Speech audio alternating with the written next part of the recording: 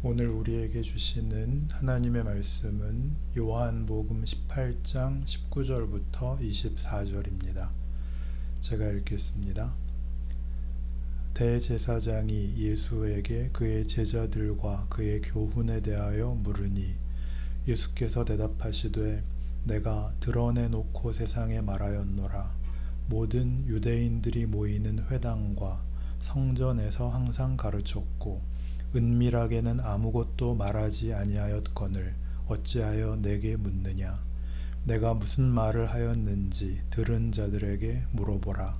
그들이 내가 하던 말을 아느니라.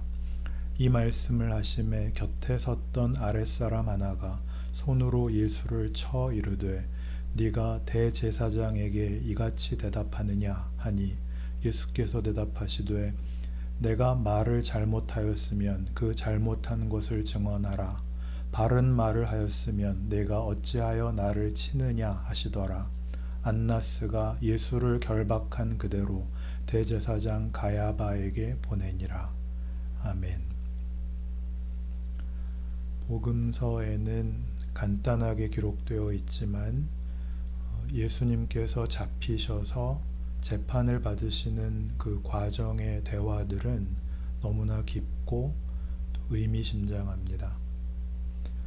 신약 성경의 첫 책 마태, 마가, 누가, 요한 이 사복음서 각각의 심판정의 모습이 달라서 지난번에는 요한의 본문과 함께 마가복음을 봤고 오늘은 마태복음의 심판정을 함께 보고 그리고 다음에는 누가복음을 보려고 합니다.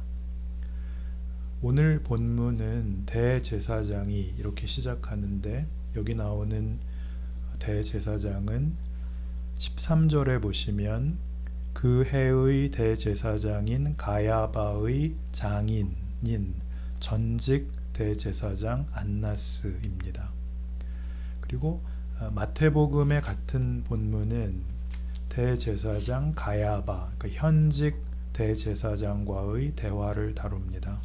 오늘 내용은 대제사장 가야바와 그 대제사장직을 세습해준 안나스 앞에 선 예수님인데 이들의 질문은 결국 이것입니다.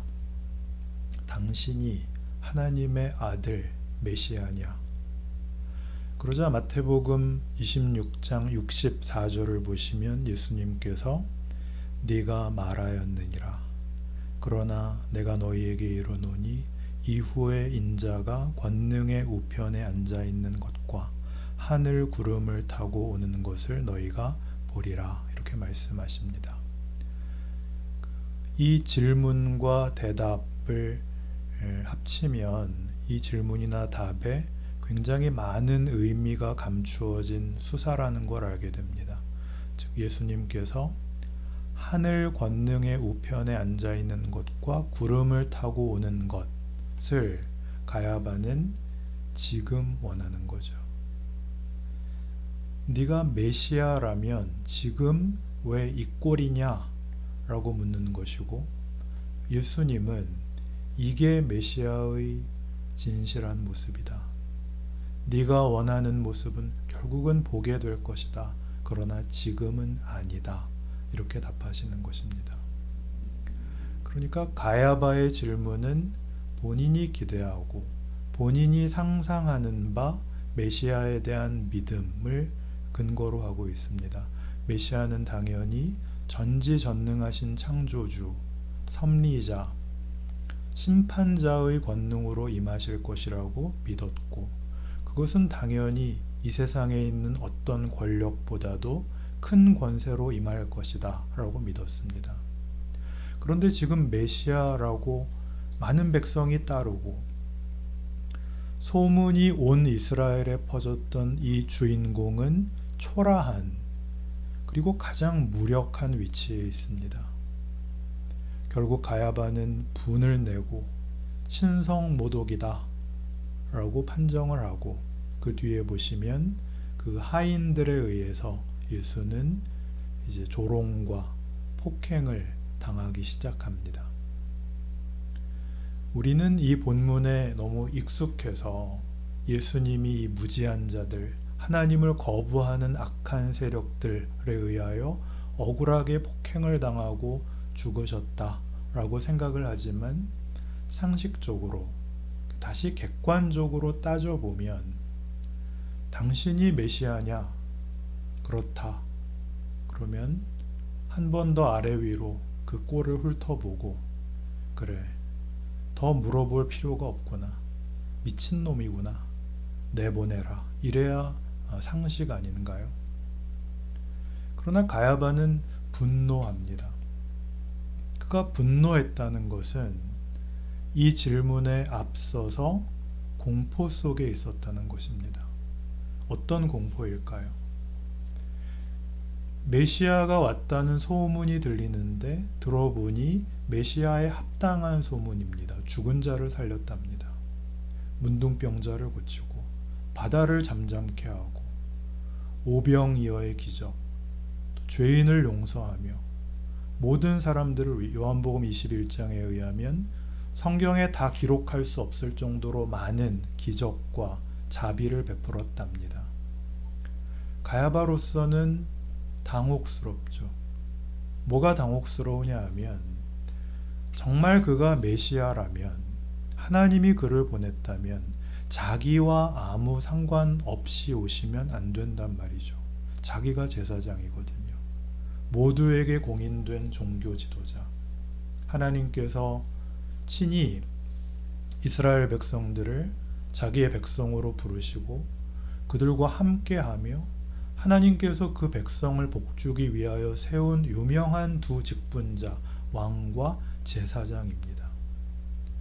예수가 정말 메시아라면 하나님은 가야바를 통해서 예수를 소개하게 하든가 가야바에 의해서 훈련을 받게 하든가 함께 이 소중한 이 큰 일을 의논하게 하든가 자기와 어떻게든 연결이 되어야 하는데 자기와 아무 상관없이 하나님이 보내신 자 메시아요 그 하는 일이 하나님밖에 할 수 없는 기적으로 연속되고 있다면 가야바는 매우 당혹스럽죠.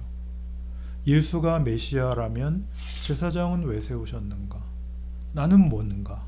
내 역할은 뭔가? 그런 여러 불안감과 두려움 속에서 그를 잡아왔습니다. 정말 이자가 메시아라면 가야바의 상상 속에서도 우리가 잡으러 가면 혹 하늘로부터 천군 천사가 올 수도 있고 하늘로부터 어떤 커다란 이적, 영광이 나타나서 자기네들이 잘못하고 있다는 것을 꾸짖을 수 있다라는 불안과 공포 속에 조심조심 가서 데려왔는데 아무 저항도 없고 무력하고 이 앞에 데려와서 앉혔는데 대답도 안 하시고 특별한 반발이나 저항이나 큰 위협이 되는 것 같지도 않습니다. 그러니까 묻죠. 마지막으로 확인하기 위하여. 당신이 정말 하나님이 보낸 메시아란 말이오? 그렇다. 물론 내가 권능의 우편에 앉은 것과 하늘 구름을 타고 오는 것을 너희가 보리라 그러셨지만 그건 이후에거든요. 모든 사기꾼이 하는 약속의 시점 내일이죠. 내일 네 통장을 열어봐라. 내일 기도원에 와봐라. 그럼 지금은 네 정성과 네 결정을 지금 달라. 사기꾼이죠. 그러니까 가야바는 자신이 지금껏 가졌던 공포와 그 의심 그 자체에 대하여 분노하는 것입니다. 이 거짓말을 가지고 내가 그동안 떨었단 말이냐? 이게 폭행으로 나오는 것입니다.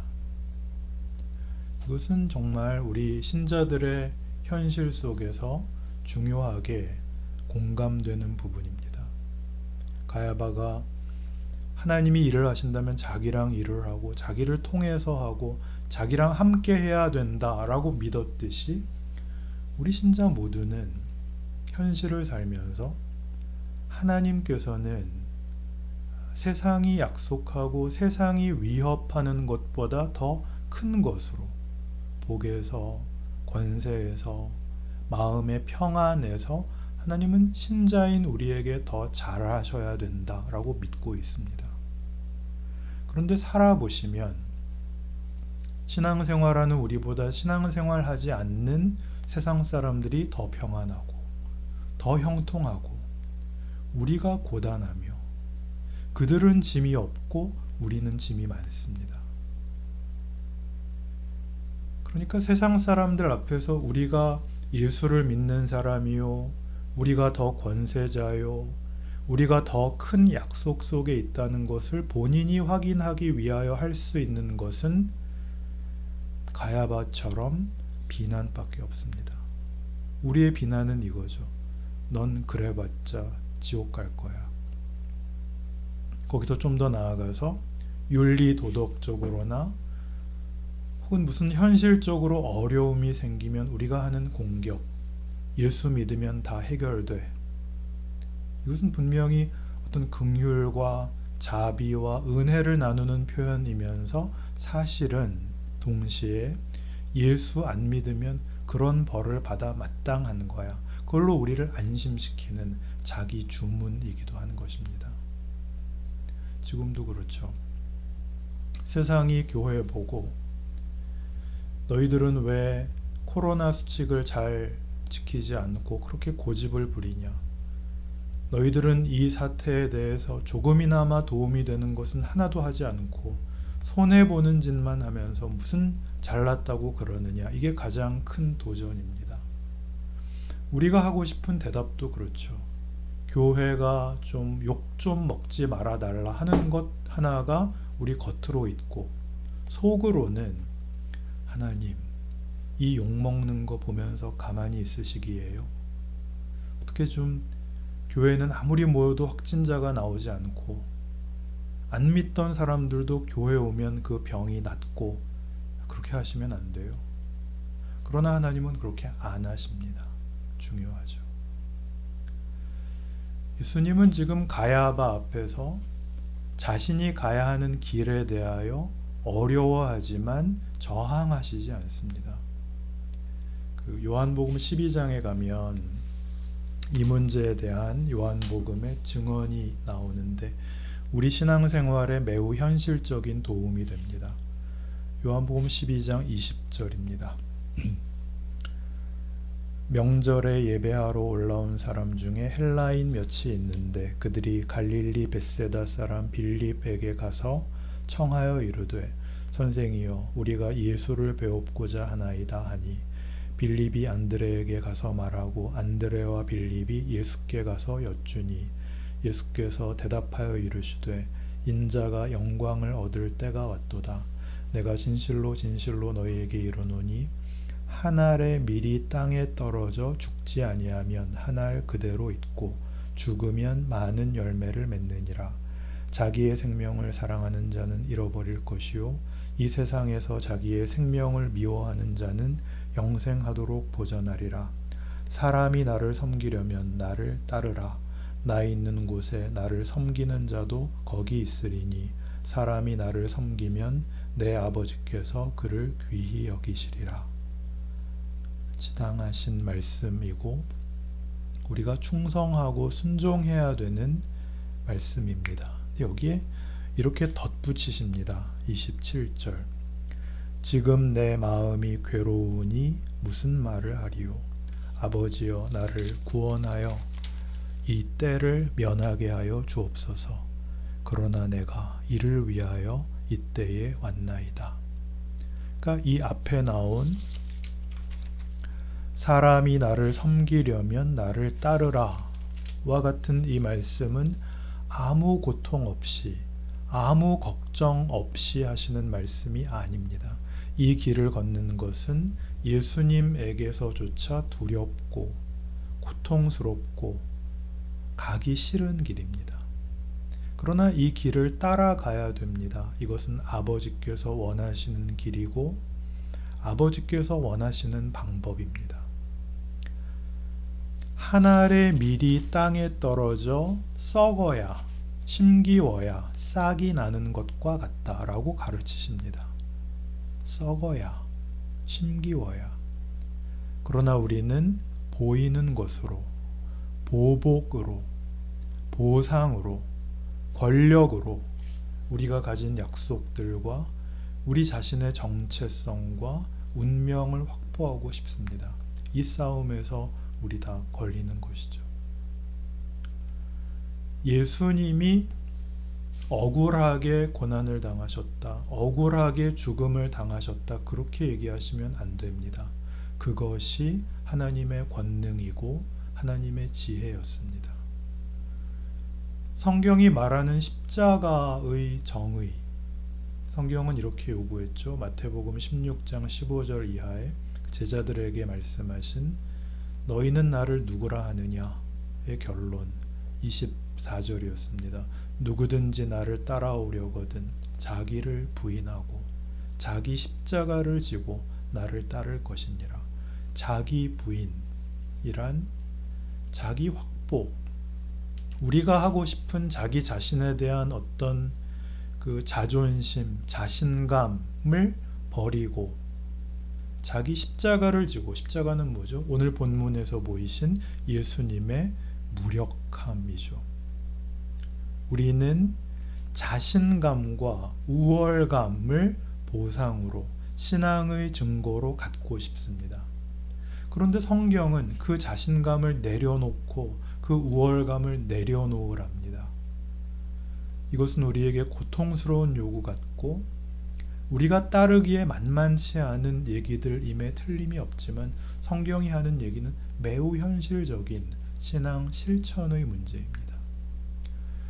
마태복음 26장에서 잡히시기 전에 집중적으로 하신 그 예수님의 여러 비유 중에 염소와 양에 대한 심판의 비유가 나옵니다. 염소는 예수 그리스도를 몰라본 자들이고 양은 예수 그리스도를 알아본 자들인데 뭘 알아봤느냐 하면 너희는 내가 헐벗었을 때, 갇혔을 때, 내가 병들었을 때 나를 돌봤다 그러십니다. 주여, 우리가 언제 주님 그러신 것 보고 그렇게 했습니까? 우린 그런 적 없습니다. 이 어린 소자에게 한 것이 나에게 한 것이다. 너희는 내가 줄였을 때, 내가 갇혔을 때, 내가 아플 때 날 돌아보지 않았다. 언제 우리가 주님 아프신 것과 주님 헐벗으신 것을 봤습니까? 봤으면 우리가 왜 외면했겠습니까? 물론 기억 앞에서는 겸손해야 되지만 이건 제가 붙였습니다만 이 어린 소자에게 하지 않은 것이 나에게 하지 않은 것이다. 무슨 뜻일까요? 어린 소자에게 한 것, 너의 마음에 긍휼과 동정과 인간에 대한 책임이 있는가를 묻습니다. 명분으로 묻는 것이 아닙니다. 예수님의 생애, 예수님의 십자가가 가르치는 새 창조, 구원, 하나님의 자녀들의 영광이라는 것은 하나님이 이 목적대로 이 인류를 만드는 것입니다. 사랑과 동정과 섬김의 인간이죠. 사랑은 왜 그토록 중요하죠? 사랑의 반대말은 뭘까요? 세상에서는 여러 가지로 정의하지만 성경에서는 사랑의 반대말을 공포라고 합니다. 요한일서 4장 18절입니다. 사랑 안에 두려움이 없고 온전한 사랑이 두려움을 내쫓나니 두려움에는 형벌이 있음이라. 두려워하는 자는 사랑 안에서 온전히 이루지 못하였느니라. 우리의 두려움이 우리의 분노를, 우리의 불안함이 우리의 비난을 만듭니다. 그러니까 자신의 불안함을 폭력으로 행사할 수밖에 없습니다. 예수를 믿는다는 자랑을 자신감과 우월함으로 갖기를 원한다면 예수를 믿는 증거를 누구에게 폭력과 조롱과 비난으로밖에 할 수 없다면 그는 예수를 못 만난 사람이라는 것입니다. 그러니 다시 생각을 하셔야죠.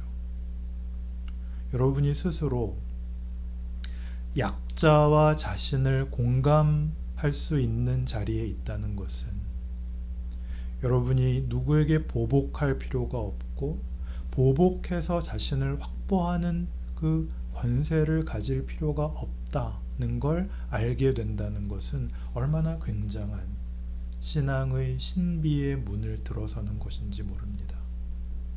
우리가 더 가져서 나누는 것이 아니라 약자의 마음, 그 아슬아슬한 마음을 아는 것, 그걸 겪으며 사는 것.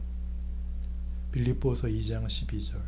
그러므로 나의 사랑하는 자들아, 너희가 나 있을 때뿐 아니라 더욱 지금 나 없을 때에도 항상 복종하여 두렵고 떨림으로 너희 구원을 이루라. 두렵고 떨림은 뭐예요? 우리의 존재가 우리의 자기 정체성과 믿음에 대한 어떤 자기 확인이 아슬아슬한 것, 그게 정상적인 자리, 정상적인 형편이라고 얘기합니다. 얼마나 다행이에요. 가야바를 폭력으로 굴복시키지 않으시는 예수님이 오늘 우리에게 하시는 말씀입니다. 너희는 아슬아슬한 인생을 살 것이다. 거기가 바로 가야바 앞에서 내가 모진 순환을 당한 자리와 똑같다.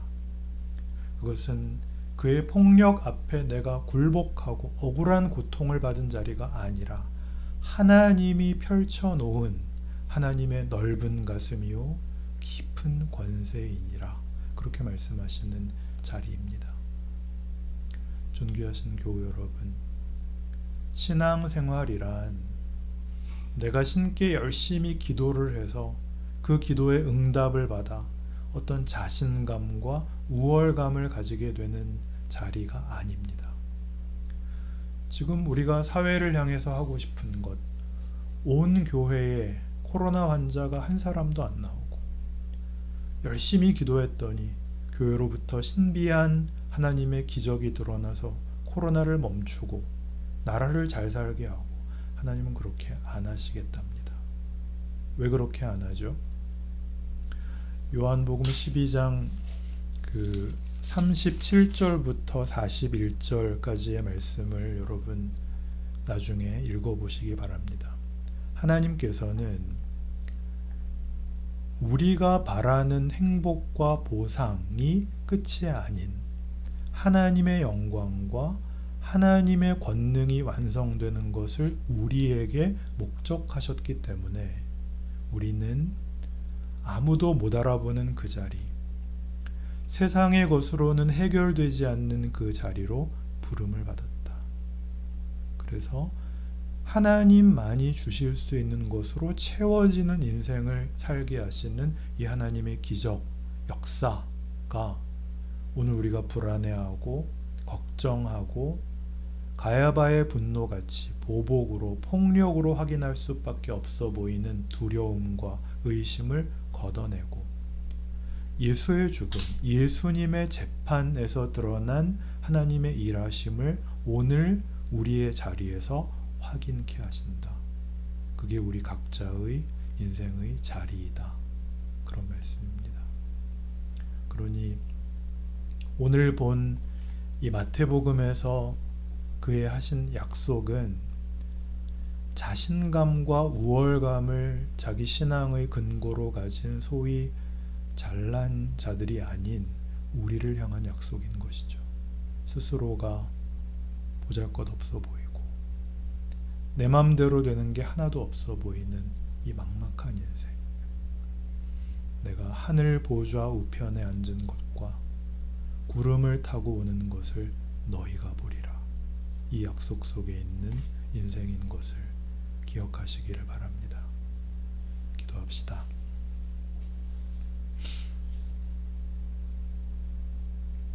하나님 아버지, 감사합니다. 부족함과 억울함 속에 있는 우리 인생이라고 생각했는데 이제 말씀을 통하여 우리의 인생은 하나님의 권능과 지혜 속에 있다는 사실을 확인합니다. 우리의 연약함, 미천함, 아쉬움들이 세상의 것으로 더 큰 것을 방해받지 않는 하나님의 인도하심인 줄을 깨닫고 그 길을 걷는 믿음의 인생이 되게 하여 주시옵소서. 승리가 우리의 것임을 알게 하여 주시옵소서. 예수님 이름으로 기도합니다.